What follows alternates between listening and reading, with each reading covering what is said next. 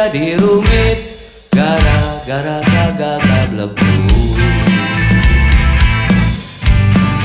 Udah usahe cari gawean, bolak-balik gak ada lowongan. Kebutuhan hidup pas-pasan gara-gara masih pengangguran.